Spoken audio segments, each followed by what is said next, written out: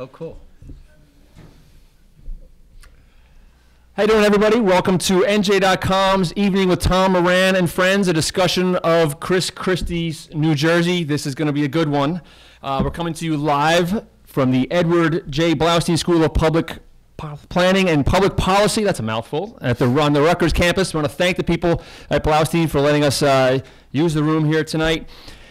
We're going to get right into it. My name is Brian Donohue. It has been a wild 6 years here in New Jersey, and these two guys have had a front row seat and have better and more insight than probably anyone you will find. And I'm going to start with the introductions now. And I thought that, why not let the governor help me make these introductions himself?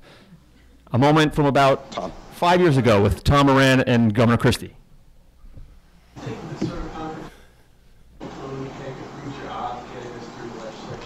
Tom, you must be the thinnest skinned guy in America, because you think that's a confrontational tone, then, you should really see me when I'm pissed. Besides being the thinnest skinned man in America, Tom Moran is the editorial page editor of the Star-Ledger. That is a moment that went viral, a big, huge moment in Christie's term. Matt Katz. Now, I figured, well, let's look at a quick moment between Matt and the governor. I worked the cones, actually, Matt. Unbeknownst to everybody, I was actually the guy out there. I was in overalls and a hat, so I wasn't, but I actually was the guy working the cones out there. You really are not serious with that question. Besides sitting home and thinking about questions for the governor that he really cannot be serious about, Matt Katz authors the Christie Tracker blog. He works for WNYC Radio. His beat is Governor Chris Christie, and as we just mentioned off camera, he is the author of the upcoming book, American Governor Chris Christie's Bridge to Redemption. That's out January 5th. It is. Pre-order it on Amazon. So, thanks you guys for being here. Really quick, let's talk about those moments. Tom, I shot that video. It was not, the next day it went crazy as though Governor was ripping your head off, and that wasn't really the vibe in the room at all at that point. We have to talk about this? Just quickly. No, I'm kidding. He went crazy. Actually, we were all laughing and thought it was hilarious, because after that, you must be the thinnest kid in America, he went on a hilarious rant that was actually, I think, expressive something. He said, you know why other politicians talk in a mealy-mouthed way? So they leave themselves an escape hatch. But you know what? I don't want an escape hatch. I'm here to say what I think and see what I see. It was impressive as hell to me. And you were asking him about an issue that you were in agreement with him on at that point. Well, right? no, I was asking him. I think it was his first budget, but I was talking to a lot of Democrats who were saying, we could make a deal with him, but we're starting to hate him so much because he keeps coming at us and banging his face into us. So I asked him, do you think your tone is helping? And then he was like, tone? He was sick of hearing about people criticize him over his tone at this point, and he turned it around. Said, I'll tell you why I'm tone, because I'm going to tell you, I'm going to be honest with you. And it was hilarious. It was a virtuoso. It was one of the first times I saw him where I thought, this guy has a special talent. I heard from people close to him. He started to travel around the country about that time, making a national name for himself, and people would come up to him and say, that what you said to that reporter was amazing. Like, conservatives around the country who distrust the mainstream media saw that video as a defining moment for what they loved about Chris Christie. Yeah. And it helped to really, it helped the Christie's camp to realize how powerful both his mouth is and YouTube is to propel him. And now, Matt, that little quick moment with you that we just showed, that was transformative too, especially in your coverage of Christie. Yeah, it was an interesting moment for me. It was my first press conference covering him for the radio. I had been at the Philadelphia Inquirer for 3 or 4 years, and there was this bridge closure thing, and it was not a big deal at the Inquirer, which covers South Jersey, but it was a pretty big deal at WNYC because there's people stuck in traffic all the time on the George Washington Bridge listening to us on the radio. It dealt with both states, so my first question, I had headphones on, and I was like working my microphone for the first time. My first question as a WNYC reporter to him was about this controversy. It was the question everyone had. Yeah, and it hadn't been asked yet. Question. It had not been asked yet. Yeah, that's true. Still is the question. It was the first time it was asked because, he hadn't had a press conference in a few weeks. He had just won re-election. It was also the pinnacle of his political career. to this date. I mean, he was destroying the rest of the Republican field. This is December 2013. He had just won a landslide re-election in blue New Jersey. He was in spitting distance of Hillary Clinton for 2016. He was the absolute clear front runner, and it was also the week where I sold my book. I kind of sold high, and it was the week where Simon & Schuster gave me a book contract to write his biography, and then 3 weeks after that is when Time for Some Traffic Problems in Fort Lee was released, which obviously changed his political trajectory.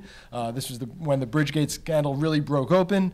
It also changed the nature of my book. It was going to be a biography about the... You had just kept your mouth shut, Matt. I hadn't asked.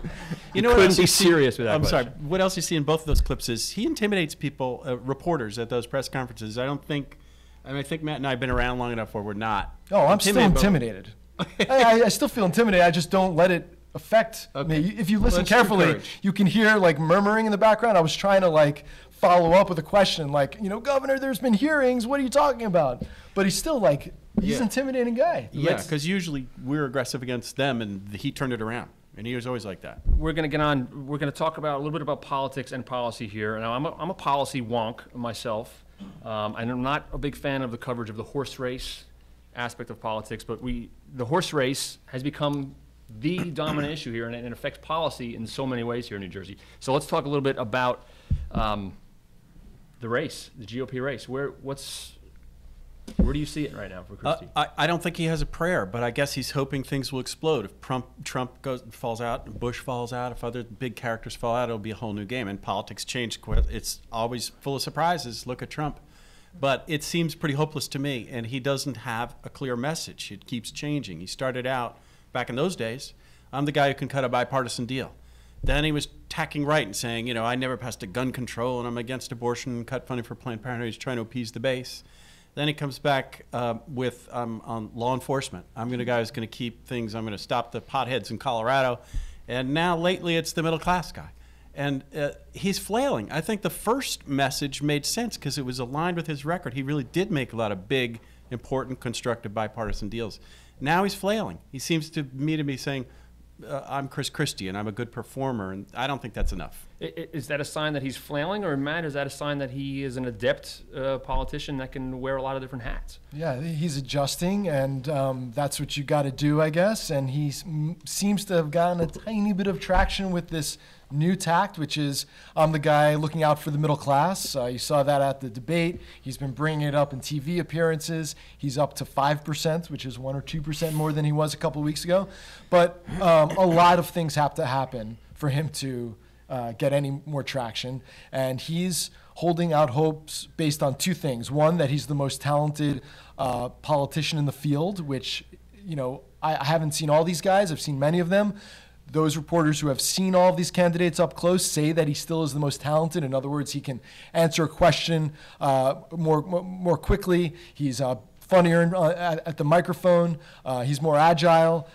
He's holding out hopes that his talent shines through in the long run, and that he works the hardest. He's been to New Hampshire more than any other candidate, and if he can come in first or second place in New Hampshire, which a lot of other things have to happen for that to be the case, but if he does, then it's a whole new ballgame. But can you talk about that disconnect? I mean, we saw him in New Hampshire. I saw him in New Hampshire. I mean, in these town halls in New Jersey, he connects in a way that I don't think any one of us have ever seen a politician connect and work a room, and it's amazing. So how is it not working, especially in a place like New Hampshire where that's what works?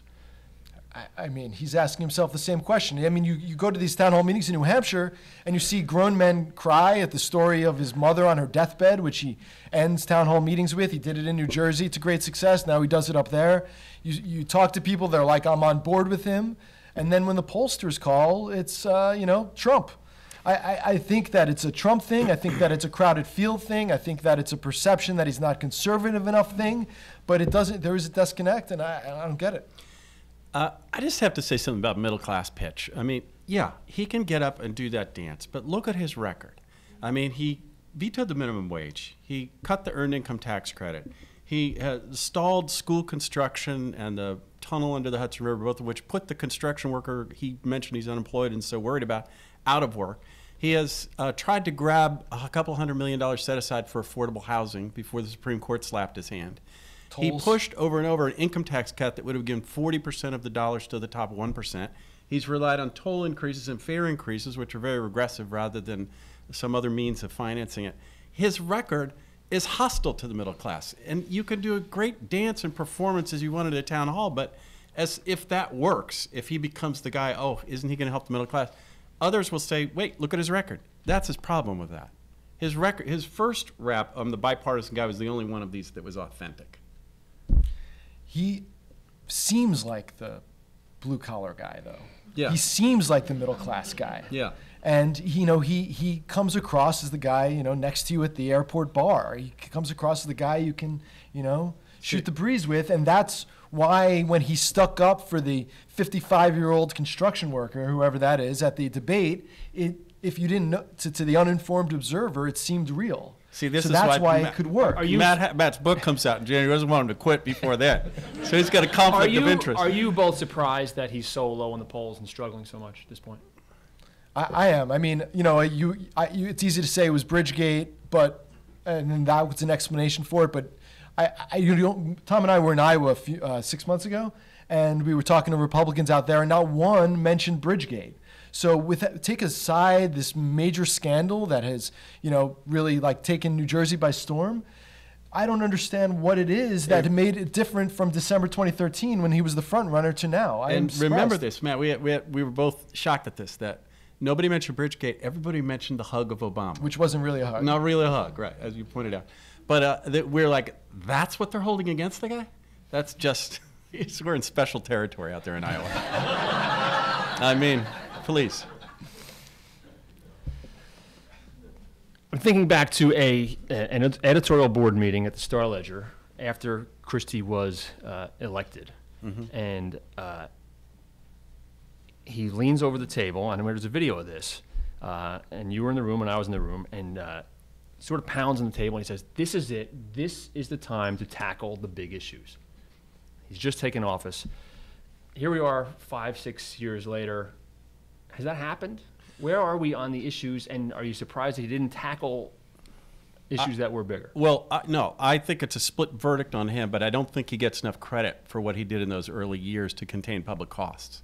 Because people have their opinions about him now, including me. I have a low regard for him, but if you look at the pension and health reform, let's go back in time to when Tom Moran endorsed Governor Chris Christie. Exactly. For I personally think New Jersey has yet to face the real challenge it has with. We're going to have to both cut public costs and raise taxes, or our future prosperity is really threatened.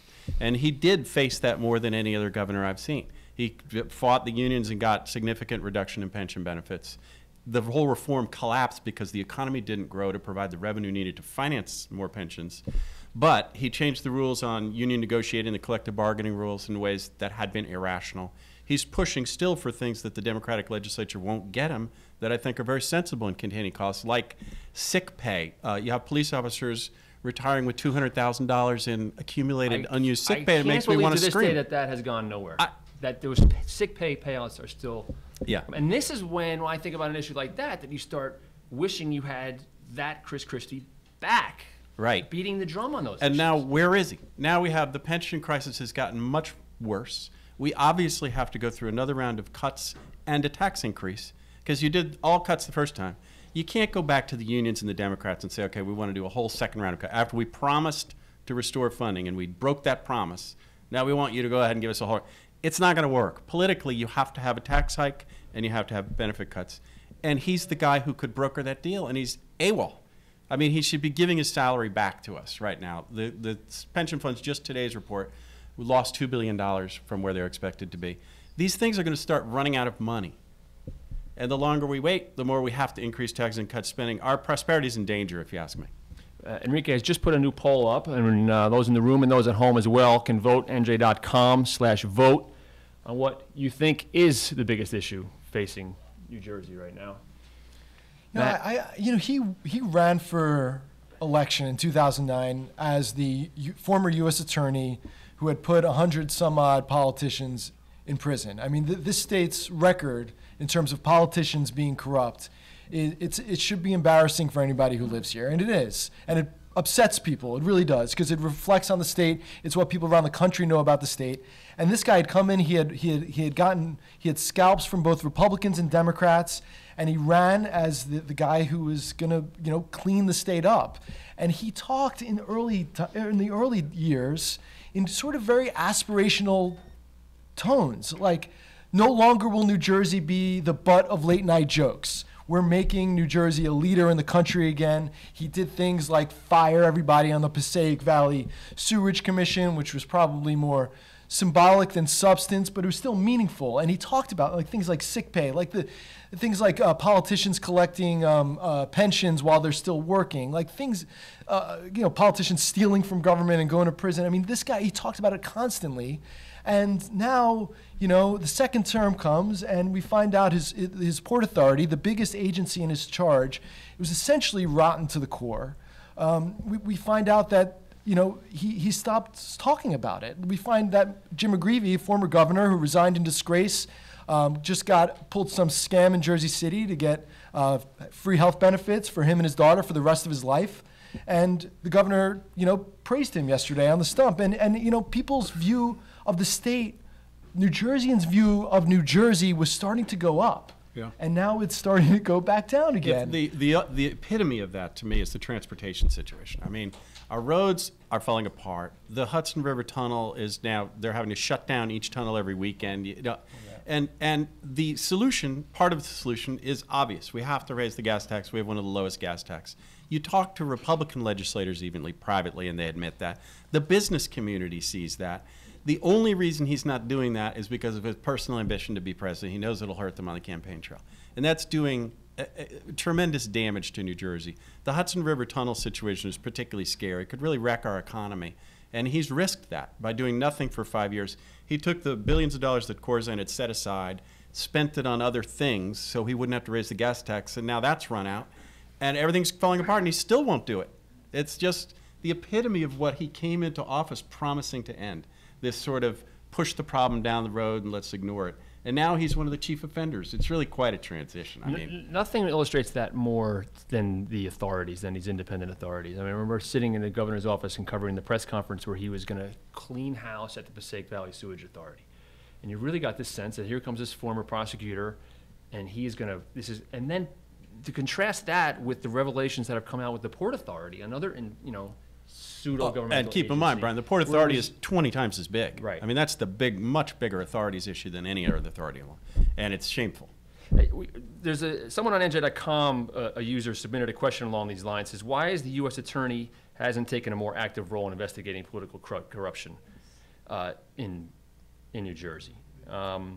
Also, there has not been one political corruption case initiated by the New Jersey Attorney General's office since Christie took office. I don't know if that's accurate or not, but it's got to be pretty close. You can't even remember the state AG that office? Predates Christie. The state attorneys general never do anything about corruption in New Jersey. It's all federal.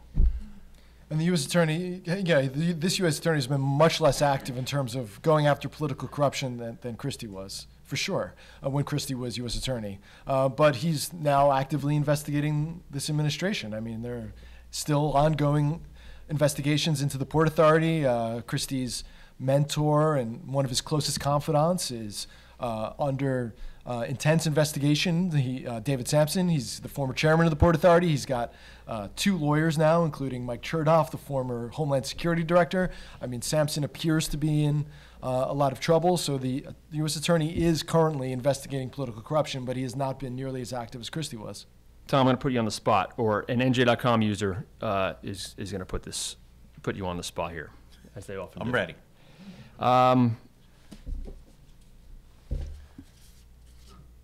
Okay, it is in here. It is in my stack of questions. He's putting you on the spot, Brian. A question for Tom Moran. New Jersey can't simply tax its way out of its current fiscal mess. There must be a combination of tax increases and massive spending cuts. The millionaire's tax thrown out by the Democrats is a minuscule fraction. Moran is on record supporting a gas tax hike to fund the transportation trust fund, so that's out. Another sales tax, income tax fund hike for the middle class.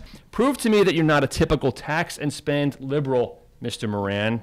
Where is the, at a minimum, $2.5 billion to $3 billion going to come from? So solve it all, Tom. I got 30 seconds.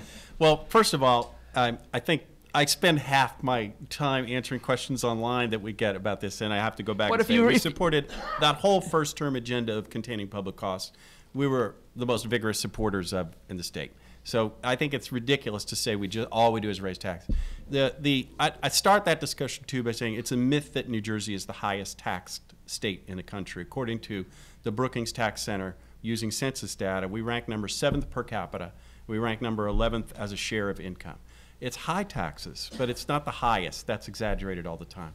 On some aspects of it, like the gas tax, we're lower. But I'm all ears for any ideas to contain spending more. It'd start with something like sick pay is not a big amount of money. The millionaire's tax is not meaningless. It's $700 million or so a year. Andrew Cinnamon-Airsoth, the former treasurer, could probably correct me if that's off. But it's decent money. That gets you part of the way there, and that is the type of thing you can bring to Democrats and say, I'll give you the millionaire's tax, now you give me some cuts in union benefits. But don't we have a serious problem in terms of, just the perception that New Jersey is such an unfriendly state to business, and taxes are too high, don't come here. And it wasn't Christie successful in at least holding that at bay and starting to turn that perception around? No.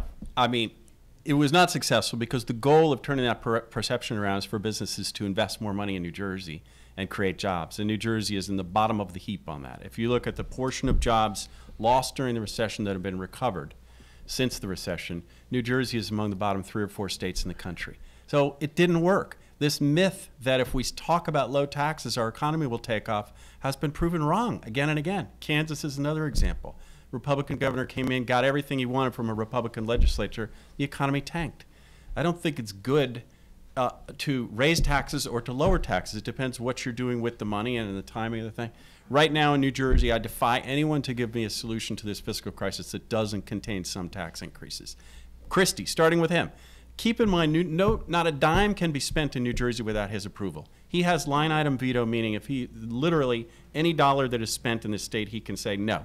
And he has enough Republicans to uphold that veto, and he's used it several times. So if we're spending too much, blame Chris Christie. So these heaps of problems that New Jersey still has, whose plate are they going to fall on? Let's look at the politics of the next election. We are sort of, unless Christie comes back here, we are starting to talk about the post-Christie era. Politically, where's the Republican Party? Who's going to run? What's coming up? I think there's one definite candidate, and that's the lieutenant governor, because why not? She's been number 2 in the state for the last 6 years. Her job essentially has been to outreach to businesses, and that's meant, speaking at Chamber of Commerce's and giving out her cell phone number and business cards to people who could potentially fund a gubernatorial race, and also, ribbon cuttings and doing the IHOP in Keyport and, meeting people. She's out there every day. She's done like twice as many public events as Christie has, maybe more. And, she has some degree of name ID. But is she really being groomed for that spot by the Christie administration? No, I don't think I don't think he is really that. I don't think he's necessarily given it much of a thought. Who's going to take over for him? I don't think he necessarily will endorse her. I don't know if he would endorse anybody in a primary. I don't know if a candidate would want him to endorse. But I think she's the only definite candidate on the Republican side. I think he's left the Republican Party in about the same position he's left the transportation system. I don't care. It's not my problem. And what are you hearing from inside the Republican Party in terms of how they're feeling about that? About the fact that he did not bring any more legislators in on his coattails, and they haven't increased their length. They're venomous. If you tell them you're not going to use an override or veto, and have they're obedient. They're obedient, but worried. Venomous. They're worried about him coming back, and what else he could potentially. No, I think that's the inexcusable failure on the part of the Republican legislature, that they have been such scared little lapdogs. They won't go against him. But if you talk to them behind, they think he's crazy and he's obnoxious, and he didn't help them in the election. So they gained no seats during his 22-point landslide. This is a deliberate strategy of Christie's. He said, the way I'm going to get stuff done is to make deals with Democratic bosses, primarily George Norcross and Joe DiVincenzo in the North. And it doesn't help him to try to cause so much stink in those relationships when it's such a long shot that he would have a Republican takeover anyway. So better for him to sort of leave things in the status quo. How can you win an election by 22 points and not carry a single legislator with you? Because the legislative map is written in such a way that it's hard for Republicans Still. to win. But You regardless of the map, there are a couple of districts he could have. they 38. really blame him. Whether or not he could have done it or not, I mean, you know, from the grassroots up to legislators, they tell you on background that they are ready for him to leave. They are disappointed. It's pretty amazing. I mean, there's been no mutiny within the party, and I don't know if that'll happen. It could happen, because I think especially now, especially if he comes back, who knows how he's going to behave. But that's something to watch for, because the venom is quite striking when you talk to Republican legislators. If I'm a conservative in New Jersey now, 5-6 years into Christie administration, what am I happy about? Property taxes have gone up, but at a lower rate than they did before. That's the best I can give you. Right? Conservative, from a They're still going conservative up. standpoint. They're still going up, not well, as much. I think our public spending, if Chris Christie had not been elected, our public spending our fiscal crisis would be much worse. Because he did get those big bites out of the apple in the early years. If there were no cuts in pension and health benefits, right, as bad as things are, it would be even worse. In addition, no significant new gun laws. Planned Parenthood, tens of millions of dollars in Planned Parenthood funding vetoed. So there are some things conservatives would He played defense. be happy about that. He played defense, it sounds like. If you call cutting spending defense, yeah. And preventing further tax hikes. Right. Which is what his... Right. I mean, the thing with the property tax to remember is he also cut the rebates. So, New Jersey Spotlight did a study that I found to be very credible, whereas if you add the slower tax increases, but you factor in the cut rebates, taxes went up more under Christie than they did under Corson. Property tax burden. Right. Because you lost your rebates. And the 2.5% cap, mine just went up 12%.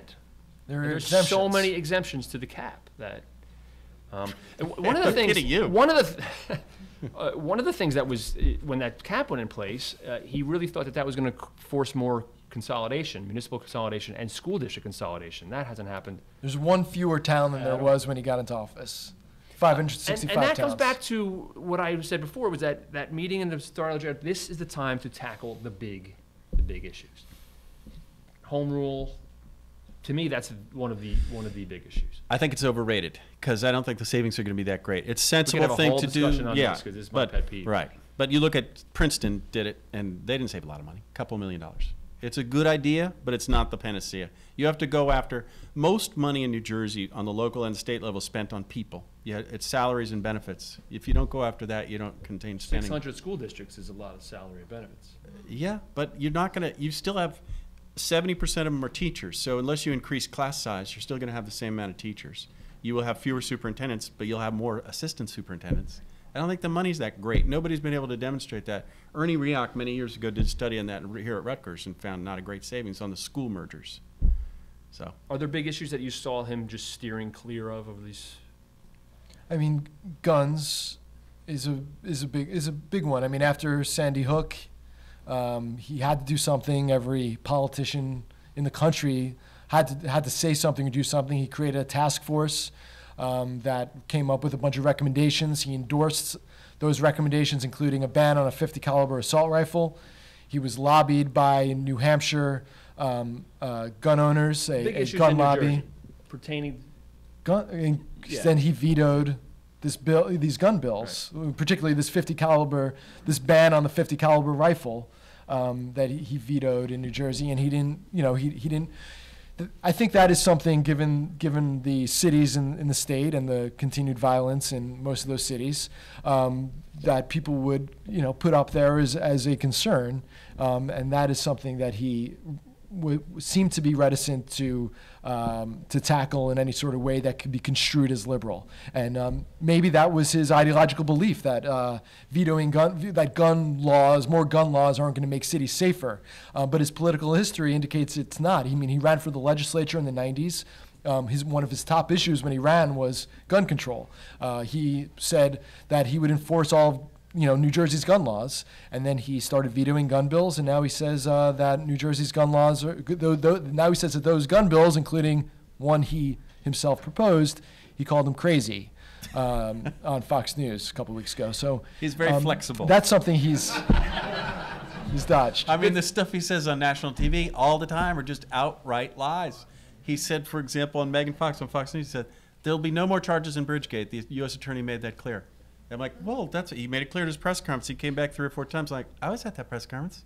Didn't he say it's like Downton Abbey, you have to wait for the next episode? You know, I mean, it's flat out lies. A lot of it. It's really quite shocking. I've never seen anything like that either. The 3 biggest issues facing New Jersey. Well, Right I mean, now. I think the fiscal crisis is the big one because that affects every other issue. You know, you can't it potentially could ruin the business environment, raise taxes to the point where it ruins home values, kills jobs. That's the big one because every issue feeds into that one. I guess second, I would say transportation, and transportation is the one that could come home to roost even more quickly, especially the Hudson River tunnels. If they collapse, one of the 2 tunnels are both so bad. The engineers, I went down there and talked to them. They go, it could collapse tomorrow, or it could be 10 years. We're not sure. If they don't have a new tunnel built, which is going to take at least 10 years, by the time one of those 2 tubes collapses, North Jersey's economy is going to take a body blow because you have to cut the rail traffic by 75%. So that's the most pressing one. And then the third one, you have a grab bag in the third one. I guess what I'd say is if you look at things like housing and transportation again and jobs and income, I guess I would say the plight of middle income and low income people in the state is the third one I'd pick because I don't know how people do it and things are getting worse for them. I would add one on the foreclosure. The foreclosure crisis in New Jersey is worse than anywhere in the country.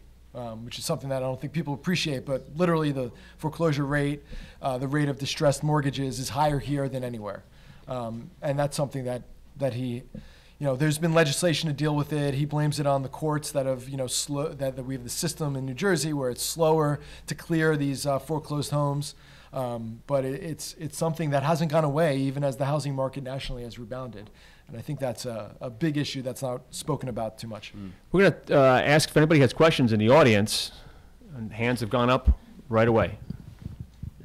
Gentleman over there. Tom, you do have to give Christie just a little bit of credit with the transportation, with the ARC, because if that was going to end in Macy's basement and wouldn't connect to the LIRR or Metro North, that was really a large waste. I mean, you do need a regional system, and the way that was planned really was disastrous. Yeah. I don't know who was smoking what to come up with that, but that was crazy. Well, I'm not defending.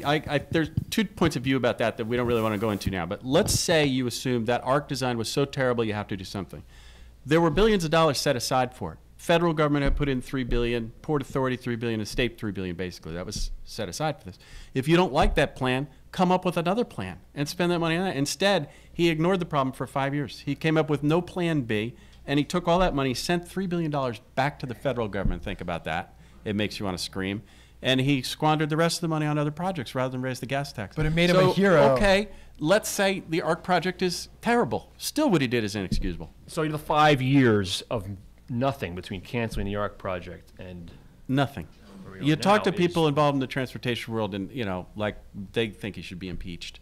What that would have done for my town, it's an hour and 10 minutes into Manhattan, the ARC tunnel was going to cut the commute by 20 minutes. So it would have been transformative for a town like the one that I live in terms of where people could live and work. And you multiply that by scores and scores of towns. Yeah, and even though the new tunnel is better connected, as you say, Steve, it doesn't provide as much access for New Jersey Transit, so it won't have that big an effect.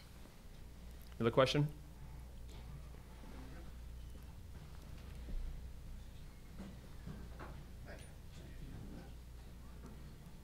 Can we go back for a minute to the investigatory process? I'm curious as to what you see will happen now with, number one, with Bridgegate. Will we come across a smoking gun? We've come close, but I have a feeling that it's still going to continue. And the other is the Port Authority investigations with Mr. Sampson. Where do you see those investigations proceeding? The update with Bridgegate is there's a trial scheduled for March with the 3 people, 1 who pled guilty and then 2 people who pled not guilty. Right now they're fighting over documents. Nearly $10 million was spent by New Jersey taxpayers on Christie's internal investigation, but the lawyers he hired aren't turning over their notes. So they interviewed about 75 Christie employees. Did they argue there are no notes? They said they said there's no notes. That What lawyer takes notes? they took notes. They took notes and then they, adjusted the notes into a larger file. They streamlined them into a larger file, and they don't have the original notes that were taken in the meetings. But that apparently is against Attorney General guidelines, and it's also technically there's a belief that they must exist somewhere digitally. So the lawyers are fighting over that now. So that's the update. Yeah, but I think the big question in Bridgegate, right, is whether they flip. The two people who were accused, Bill Baroni and Bridget Kelly, whether they say, okay, we're going to start providing information and plead guilty after all. And the same thing with the Port Authority investigation. David Sampson, who is Christie's probably closest governing ally, is in his 70s and I'm told is ill. If he doesn't want to go to jail, and it looks like he might, he hasn't been indicted yet, for the record, yet. But if these key people under pressure now turn and cooperate with prosecutors, then the whole thing might blow up. There's also an investigation, an SEC investigation into the use of Port Authority money for the Pulaski Skyway, which apparently they weren't supposed to use. There's a Manhattan District Attorney's investigation ongoing. And then there's the tantalizing potential that Christie himself could be called to testify at the trial next spring, which would be interesting, especially if he's still a presidential candidate. When Christie drops out the day after the New Hampshire primary, which is what I predict at the latest, possibly before, but once he drops out the day after the New Hampshire primary and will have gotten a very small percentage of the vote probably, what does he do the last 2 years? Does he compromise? Does he try to rebuild his legacy? Does he even resign? Well, what do you think he's going to do He for 2 gets a years? water board device. And that's when he starts bringing the procession, focuses mostly on revenge. I don't know what it's really hard because he's so discredited in New Jersey now that even if he tries to do the right thing, it could be somewhat chaotic. I don't know. What do you think? I think there's two options. He either comes to work every day and works on doing things that might, piss off conservatives around the country, like increasing taxes, or he, doesn't come to work every day and continues to travel the country and maintain his national profile and doesn't do things that could, upset the base in order to set himself up for 2020. I think those are the two options. I have no idea what he does. I'll say this. I bet the gas tax will be increased. That one, everybody you talk to says that's just about math. It's no longer left or right. It's just the math. And so that'll change. So we can look forward to that. We have a question over here. What do you make of the governor's picking a fight with Bill de Blasio over crime rates? Oh, it's like putting the ball on the tee and hitting it out of the park. I mean, it makes so much sense for him. De Blasio's like this, the symbol of liberalism in America right now. So of course it makes sense to hit him. He's in New York. Christie's in New York all the time doing all these TV interviews. So he can say, I'm in New York and I see how horrible it is.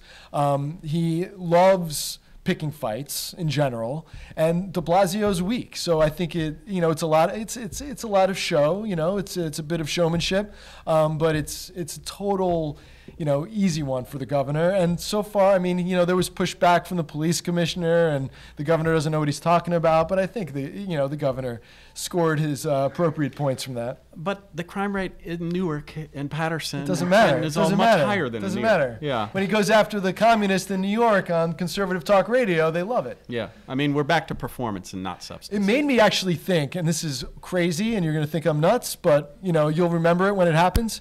Christie's kids will be out of the house in college or wherever in 4 or 5 years.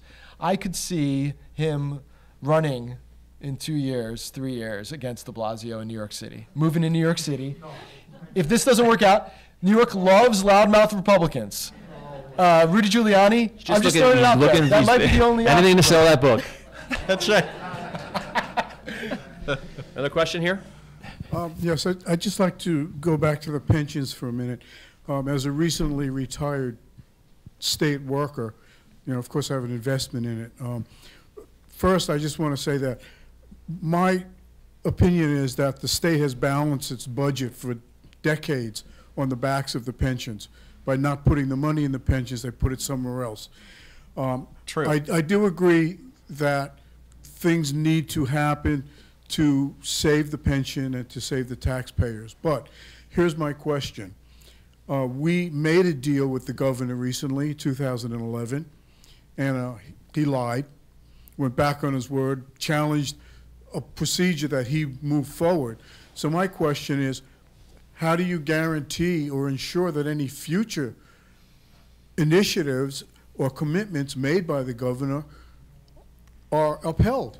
Everybody says if there's a new deal, it's going to have to be enshrined in the Constitution that the state makes. Not sure how that mechanism will work, but it would have to be enshrined because everybody is worried about that exact same thing. I'll only say this, though. Christie inherited a mess. You're right that governors, it's important that you said, for many years have balanced the state budget on the back of the pension because others were much worse. McGreevey, Whitman. And he did put in more than anybody else of recent times, right? Yeah, or he's promised now to put in more. Like it's budgeted that more will go in than right. any I think other governor in Corzine recent per times. year put more in, but anyway, your point. Then neither of them are putting in nearly enough. So he inherited a mess. I think he did break the promise on the pensions by not putting it in. I wouldn't call it a lie only because everyone, including Democrats, expected the economy to do better than it did. It's in the tank, and that didn't. So we didn't generate the revenues. The Pew Centers did a study, and they said, if New Jersey had had average economic growth, we'd have an additional $3 billion a year in our budget. If you have $3 billion a year more, you could have actually kept that promise. But how do you challenge a process that you present? In other words, he said that this was a law or whatever it was, and then he goes in and says, oh, it's superseded by... Well, yeah, I think what you in court... That's dishonest to me, so maybe lying isn't the word. Well, it certainly is. It wins the Chutzpah Award. What he did, what he's referring to is they went, the Christie administration, when they didn't put the money in that they had promised, were challenged in court by the union saying you have to do this. And Christie went to court arguing that the law that he signed was unconstitutional, and he won. So he's not obliged to put that money in. So that is, look, I think he was completely screwed when the economy didn't grow. And his choice, rather than really dealing with it, was to short the, go home to mama, like all the governors do, and just short the pension fund. He could have raised taxes. Right. That wouldn't have even gotten all the way there, but he could have done that. I don't think the court said he didn't have to put it in. I think the court said that he couldn't be told how or when. I thought no, they said they don't have to put it in, but they do have to pay it out. You still have to pay the benefits. So, and those funds are running dry, so it's... We're going to take another question over here. Christie stepping in and letting Exxon off the hook. Is that something he was required to do or something he chose to do? And if he chose to do it, what was the point? Wouldn't that money be coming to the state? Yes, he chose to do it, and most people consider it pretty outrageous. What it does is gets him the money now. If he said, no, I won't settle for that, I'm insisting on a more fair payment, Exxon would have gone back to court, would have gone on for years. Probably the next governor would have gotten any payout. I think that same short-term mentality is at work there. Do you think that's a bad deal, the Exxon deal? Yes. How do you know it's a bad deal? I mean, there's really not much to compare that. This is environmental cleanup, essentially, that Exxon, long-standing case with ExxonMobil. And he got $250 million, and they were initially sued for... $9 billion. But $9 billion could have been a haywire figure. Right, And Corzine offered $500 million to Exxon, so that's much less than $9 billion. But it's much more than $250. Plus, in that interim, since Corzine, the state won a decisive court case assigning liability to Exxon. So with the added court winning, starting with Corzine's $500 million, I think he would go up from there, not down from there. I think he's driven by, as we see with transportation, all these other things we're talking about, is strictly short term. Chris Christie cares about Chris Christie. I think that's all that we have time for at this point for the live stream for NJ.com. So I want to thank everybody for tuning in at home for our evening with Tom Moran, Matt Katz. Have a round of applause for everybody.